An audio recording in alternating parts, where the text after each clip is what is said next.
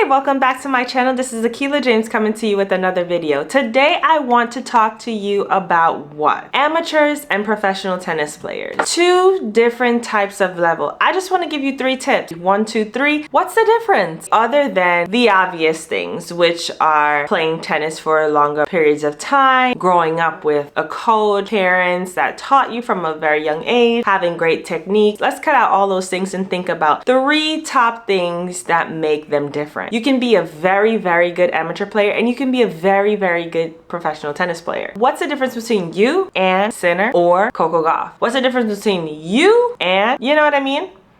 Let's talk about it. A lot of times you think that there's a huge difference. There is a huge difference. Like I said, we're not talking about the obvious. We're talking about the non-obvious. So one thing is patience. This is not a race for the swift. When you're playing tennis, it's long-term. It's a long-term sport. So you're not necessarily thinking, hey, I need to make sure that I'm getting these strokes. You might practice forehands a dozen of times. You might practice backhands every single day for 2 hours, but that doesn't mean when you get into the match, it will be applied. You want to practice to make these things a habit, not practice for perfection. You see what I'm saying? So under pressure, you want to be able to whip them out, and it's like first nature. That's a big thing. Remember, tennis is muscle memory. Anything you continue to do over and over and over, you will surely get it very quickly too. And also remember, it takes years and years to perfect the craft. So don't think just because, like I said, you practiced for 4 years, you're supposedly going to be a professional. Sometimes with amateurs, you limit the mind. You're not as patient with yourself. You don't give yourself enough grace. You make a mistake, then you shy away. Not saying that it doesn't happen with professional tennis, but with professional tennis, you have no choice but to snap out of situations quickly. So let's say, for instance, I'm hitting 4 backhands and I miss. I need to be able to snap out of it the next rally, because if I have it linger, I won't be doing anything.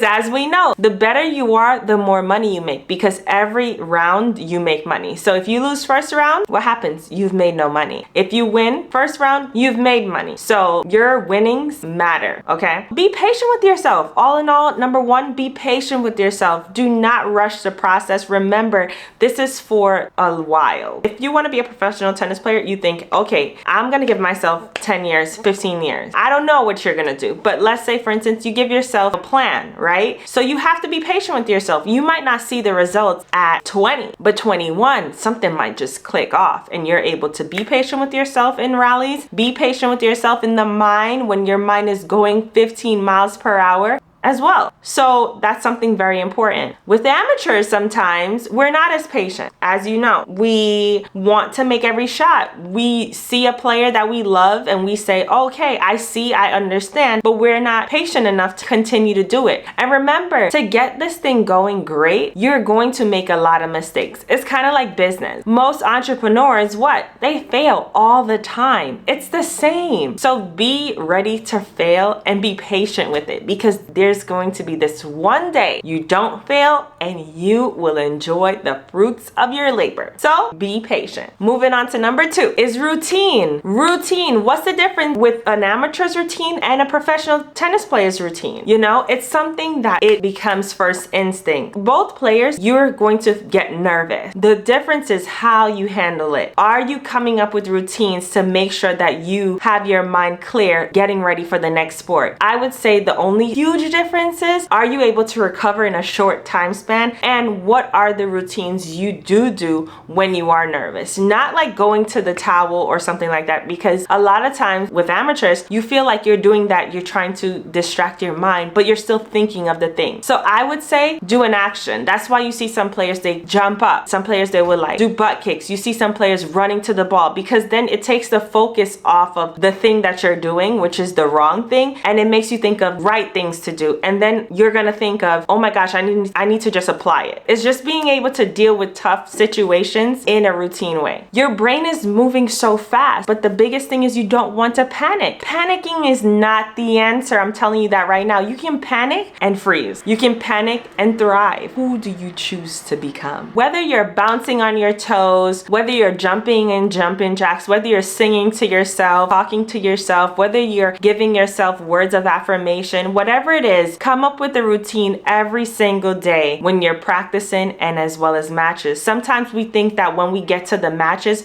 we can turn it on. That's not how it goes. You have to start with these great habits before and these great routines before, and then it will reflect the matches. So if you want to move faster, as far as like if you want to make sure you're always on your toes, always bouncing in the matches, make sure that in practices you're doing the same thing. Come up with a routine, stick to it, and if it doesn't work, find something that works for you. And remember, these are many activities. It's not one activity. Don't feel limited. Don't feel like, oh, I just need to come up with one thing to do. No, you can have 5 routines, 5 steps to your routine. You can have 15 steps to your routine. It's yours, so make it yours. Number 3, don't be afraid to play tournaments. Guys, we're not trying to be the best people in practice. We're trying to be competitors, right? And I say this because sometimes with amateurs, they practice a lot. And even sometimes they don't practice a lot. Sometimes, especially like club people, because they play, I've seen great tennis players in the clubs, but sometimes certain things don't transfer over, like pressure points, because they don't play as much. So sometimes I see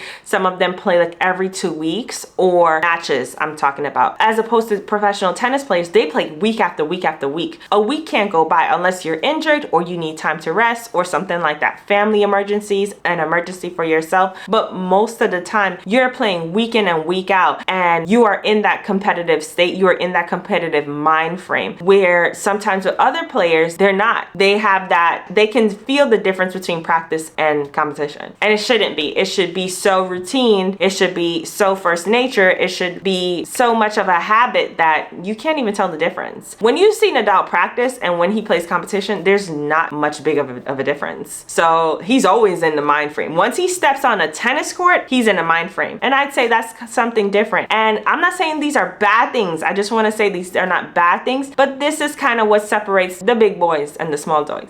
I would also say there's certain things that come with competition that doesn't come in practice. So certain pressure points where you know, oh shoot, don't double fault, or don't go for too much when you don't have it, or knowing that 30 love matters, or knowing that after you serve you need to get ready quick. Those things don't come in practice sometimes, even though you practice them day in and day out. It is nothing better than having umpires there, whether they can see or not, watch your match, because there's just a certain level of competitiveness and pressure that the heart is just like, oh, think fast, you know? And then when you say to yourself, think fast, react, you want it to be good habits coming out, good routines coming out. You don't want it to be panic. You know what I'm saying? You want to be able to embrace pressures. You want to be able to know how to deal when someone's cheating you, okay? Those things happen all the time, but the difference is, and again, like I'm saying, it's not to say these things don't happen with the pros. It's to say when you get to a certain level, you're more able to control it, okay? I don't know if you guys watch Breaking Point. It's a series on Netflix. It really showcased a lot of tennis players and the mindset and how they go about playing, how the routines they use, their thought process, the mindset behind why they do what they do, and what happens when they get in these uncomfortable situations or comfortable situations, what made them win Grand Slams, come close, how were their feelings. And it's really dope because you realize that tennis especially is definitely